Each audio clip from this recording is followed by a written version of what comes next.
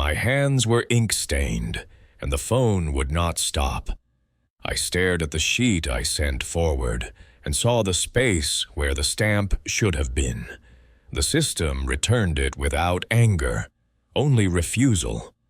Across the channel, men waited for names and numbers that never arrived on time. I set the stamp down, and the room went quiet. 12th of June, 1944. Southern England. Operation Overlord has begun, and the American build-up across the channel is now a daily schedule of ships, craft, rail movements, and road convoys. In the rear areas, the work is measured in lists and timings. In Normandy, the work is measured in losses, fatigue, and empty places in platoons. In the weeks before D-Day, the mounting of the invasion demanded meticulous planning and control.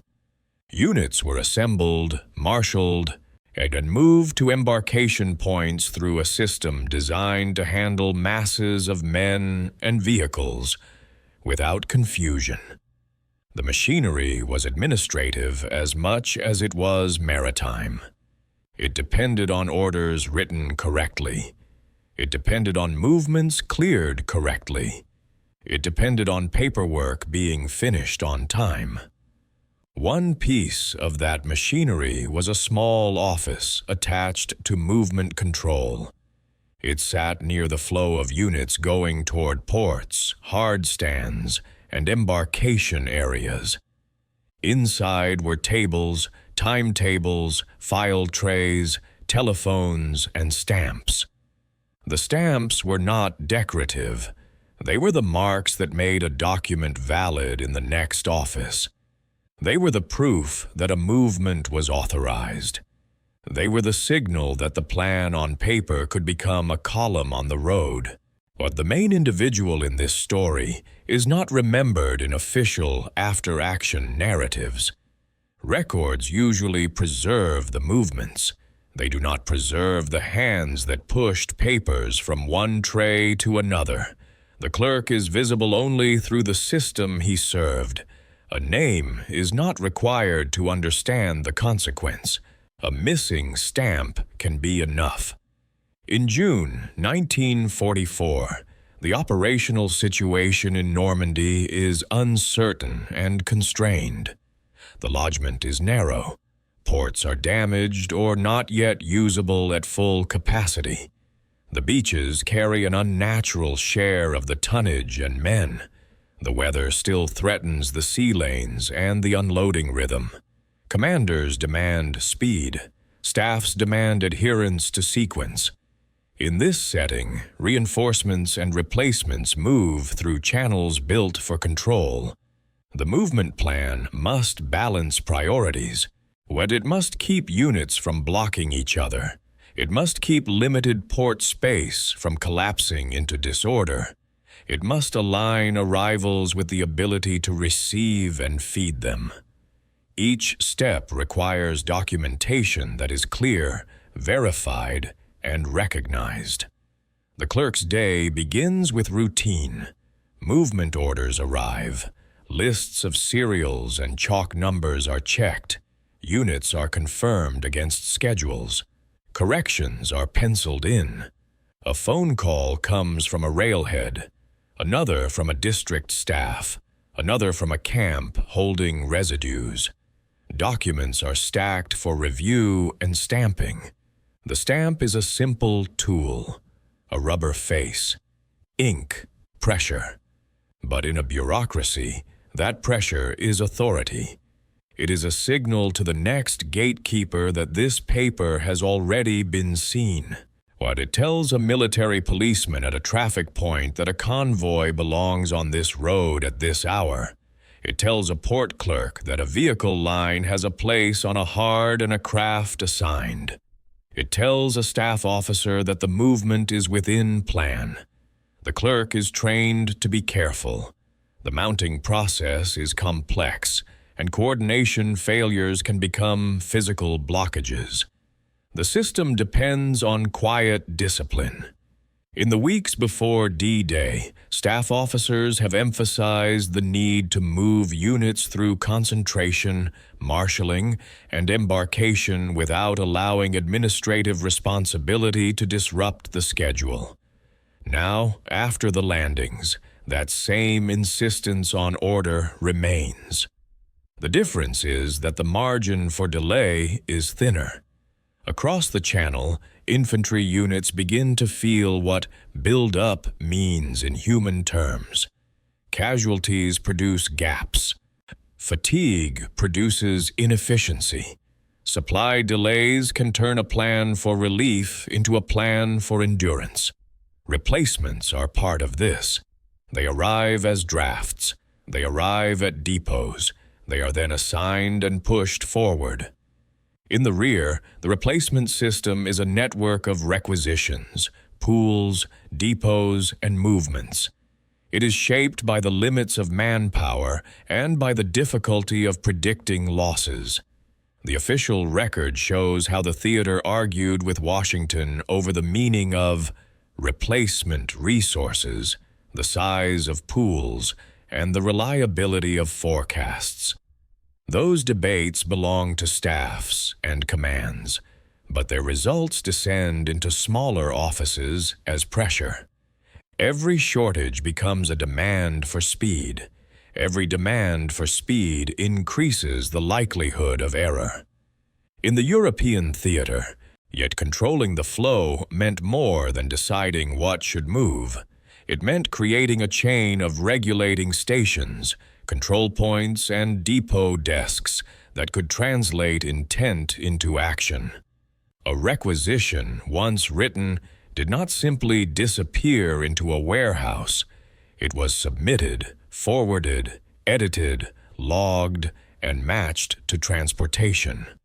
Quartermaster procedures later described how requisitions were submitted to regulating stations, forwarded onward, and entered into registers showing when they were received and filled.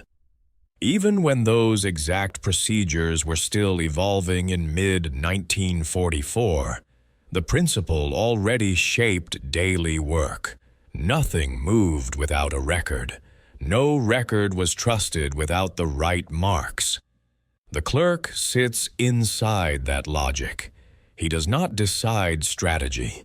Yet he decides whether a movement document is complete enough to survive the next desk. His tools are simple: a date stamp, a unit stamp, a routing stamp, a penciled notation that tells a runner where to carry the packet next. He uses these because the system is too large to rely on memory. The office has a map on the wall, not a tactical map, a movement map. Ports, railheads, staging areas, road junctions. Each point on the map represents a place where an official can stop a column if the paperwork is wrong. That is how the plan protects itself. It is also how the plan can choke. On one mid-June morning, a packet arrives that is marked urgent. It concerns a draft of infantry replacements scheduled to move from a holding camp to an embarkation area. The draft is not a full unit. It is a collection of men, and it moves under a plan that treats it like cargo in human form. It must be fed. It must be accounted for. It must be matched to a ship or craft. It must arrive in Normandy at a time that fits the reception pipeline. The paperwork attached to such a movement is not a single sheet. There are orders and manifests. There are confirmations of numbers and destinations. There are endorsements that indicate priorities. There are copies intended for different desks. In the language of supply and movement, these copies create accountability. The clerk checks the packet. He compares the serial and the time. He notes a change scribbled in the margin. A staff officer has adjusted the sequence. A second draft is being held back. Port space is limited.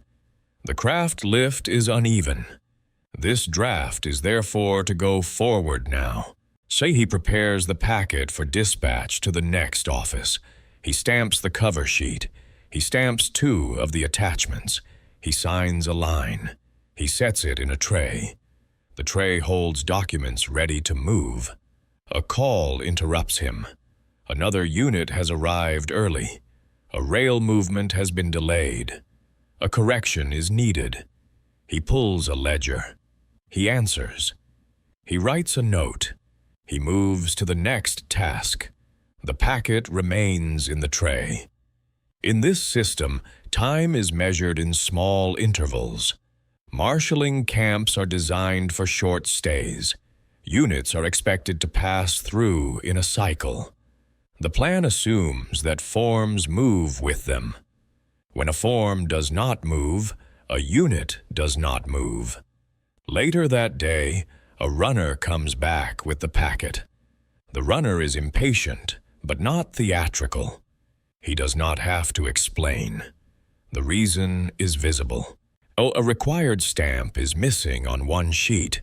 The sheet is not the main order. It is an attachment that certifies the draft's clearance within the movement plan. Without it, the next office will not release the movement. Without it, a port checkpoint will not accept the column. Without it, the movement is treated as a risk to the schedule. The missing stamp is not evidence of sabotage. It is not a conspiracy. It is a product of overwork and of a system that multiplies paper. But the consequences do not care about intent. The clerk looks at the sheet. It is blank where the stamp should be. The ink pad sits within arm's reach. The omission is small. In another setting, it might be corrected in a minute and forgotten. Here, the correction is not immediate. A rule exists. The stamp must be applied by the proper desk after review. The clerk's stamp is not the only stamp. Different offices mark different stages. That separation is meant to prevent mistakes. It also means that a missing mark can stop a movement completely. The packet has now lost time. It has been carried to the next office. It has been rejected. It has been carried back. It must be reviewed again. The schedule does not pause for this. The clerk makes a decision that is routine in bureaucracies under strain. He does not argue with the rule. He works within it. He goes to the desk where the stamp should have been applied. He waits behind 2 other urgent packets. He explains quietly. He points to the sequence number. He points to the time. He points to the margin note. He asks for the stamp. The officer or senior clerk at that desk checks the sheet. Yes, yeah. He checks that the draft belongs on the movement table. He checks that the numbers match. He checks that the priority is genuine. He stamps it. The stamp lands. The paper is now valid. The draft can, in theory, move. But the delay has already created a second problem. The movement window is narrower. Traffic control points expect the column at a certain hour. Ports schedule loads. Hard stands are assigned. If a column arrives late, it does not simply arrive late. It collides with another column. It forces decisions at road junctions. It can create queues. Queues become targets. Queues consume fuel. Queues consume patience. Queues consume the plan. Movement control is therefore not just paperwork. It is time management under the threat of physical congestion. In the mounting process before D-Day, the plan required careful sequencing and the use of base section machinery to move units toward ports without disorder. After D-Day, the same logic applies to cross-channel follow-up. The machine is still sensitive. The clerk returns the stamped packet to the runner. He adds a note. He uses the telephone to alert the next office that the correction has been made. He requests that the draft be accepted despite the delay. The next office does not have the freedom to simply agree. It must manage the traffic points. It must manage the port. It must manage space. It asks for confirmation. It asks for the stamp impression number. It asks for the time. It asks for who authorized the priority adjustment. Each question is rational. Together, they consume minutes. Minutes become hours when repeated across desks.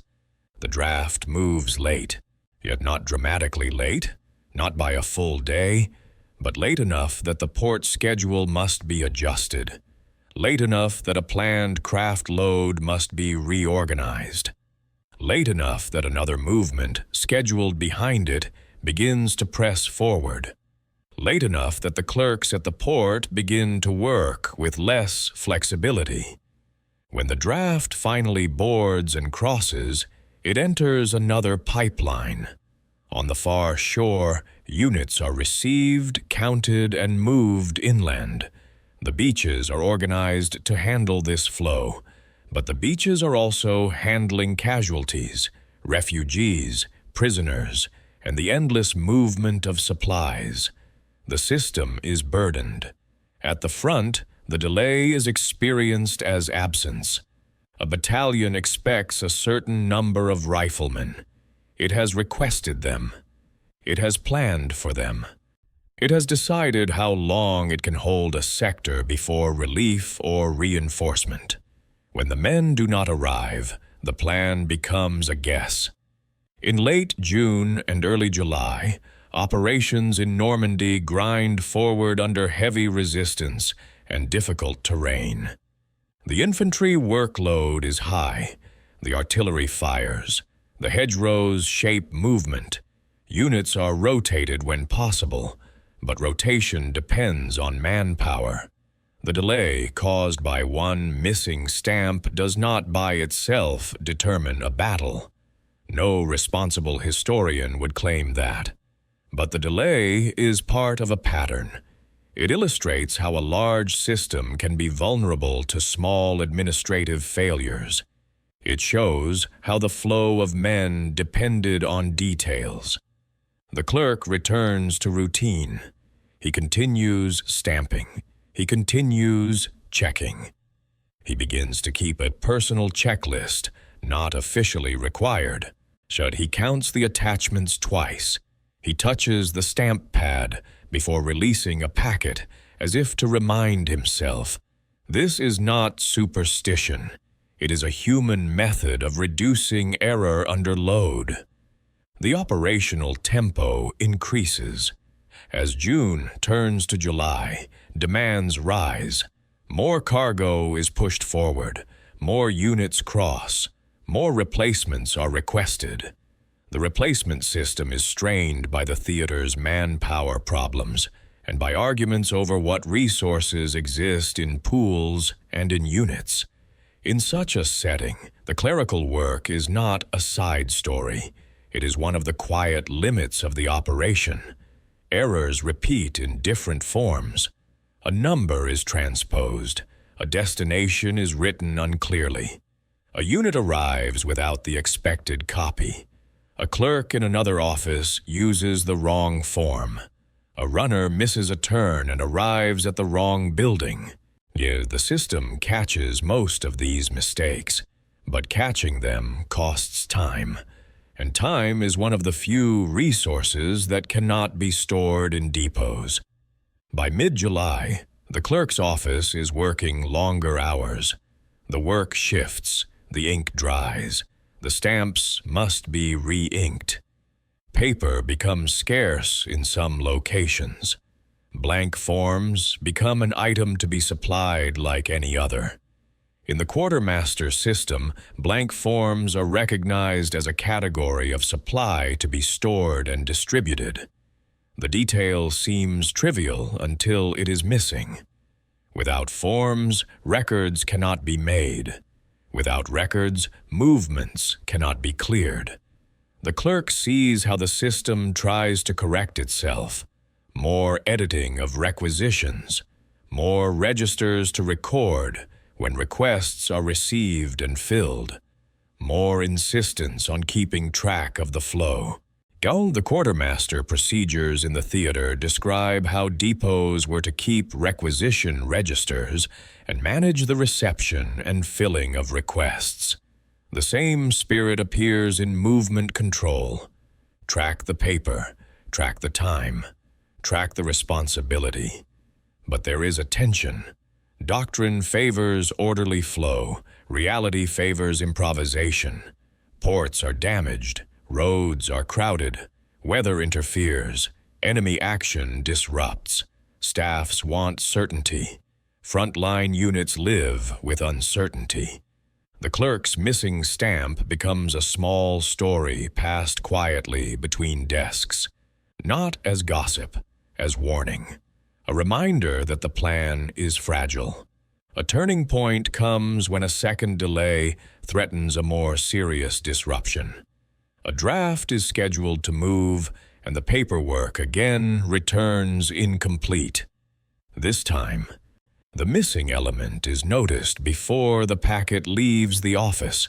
The clerk stops it. He does not send it forward and hope. He corrects it. He asks for verification. He asks for the proper stamp. He delays it by minutes now to avoid delaying it by hours later. This choice is an unofficial adjustment. It is not a change in regulations. It is an adaptation in practice. In a bureaucracy, such adaptations accumulate. They become habits. They become local systems. They sometimes become policy, but often they remain invisible. The risk becomes personal when an inspection occurs. An officer wants to know why a packet was held. The officer sees the checklist notes. The officer sees the extra marks. The officer asks whether procedures are being followed or invented. The clerk answers in restrained terms. He explains the earlier delay. He explains the way a missing stamp moved a packet back and forth. He explains the cost in time. He does not claim heroism. He claims only prudence. The officer is not hostile. The officer is under pressure too. He wants movements to happen. He also wants accountability. If something goes wrong, someone will ask for the paper trail. In war, accountability is both necessary and burdensome. It protects against waste. It also slows action. The balance is never stable. The inspection produces a compromise. The checklist is not banned. It is not officially adopted. It becomes tolerated. The clerk's work continues. His responsibility remains the same. If a stamp is missing, he will be blamed. If a movement is delayed, he will be questioned. If a movement collides with another, he will be asked to explain. Meanwhile, Normandy continues to consume men. Replacement drafts continue to move. Some arrive quickly, some arrive late, some arrive as expected and are absorbed into units. Others are diverted. The system is constantly adjusting. In staff histories, replacements appear as numbers and policies. The debates about pools, forecasts, and training cycles dominate the narrative. In the clerk's office, those debates are felt as the volume of paper.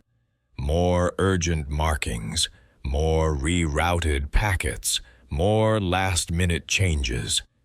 The clerk begins to notice another pattern. A missing stamp is rarely alone. It usually appears with other stress signs. Ink pads are low because supply of office items is delayed. Forms are reused or copied because blank forms are scarce. Runners are tired and make mistakes. Telephones fail. Vehicles break down. Showed the system's small failures cluster when tempo is high. This observation changes his routine again. He stops assuming that the tools are always present. He checks the ink pad at the start of the shift. He requests replacements early. He stores spare pads. He keeps a small set of blank forms under his desk. These are unofficial protections. They exist because official supply lines are focused on larger items. In late July, as the front prepares for breakout operations, the pressure increases once more. Plans shift quickly. Demands for fuel and ammunition grow. Transportation assets are stretched. The movement of men remains a central requirement. The clerk's work is still unseen. No camera is pointed at his desk. No decoration is pinned on the wall because a stamp was applied correctly. Yet the war depends on such quiet correctness. Should the consequences of earlier delays appear in reports as minor administrative friction, they are recorded without emotion. A movement was delayed. A draft arrived later than scheduled. A unit went forward under strength for a period. For the men at the front, that period is not an abstraction. It can mean longer hours on the line. It can mean fewer sentries to rotate. It can mean fewer riflemen in a hedgerow. It can mean that a wounded man is carried farther because there are fewer hands. The documentary record does not always link such experiences back to a missing stamp. The chain is too long, the system is too complex, but the connection exists. As August approaches, the tempo will change again. But this story does not need to move into the future. It remains in the moment when a bureaucracy's silence costs time. While the clerk finishes the season with no grand recognition, his office continues to process movements. He continues to stamp papers. He continues to check attachments. He continues to work with the understanding that errors will happen and that the task is to catch them early. After the campaign, institutional lessons are written. Procedures are revised. Registers and editing requirements are emphasized, but the lesson that remains most human is simpler. A war is fought by many kinds of labor. Some labor is loud. Some labor is quiet. A missing stamp is quiet. Its effect is not. If this kind of overlooked wartime work matters to you, subscribe for more World War II stories about the people behind the front line.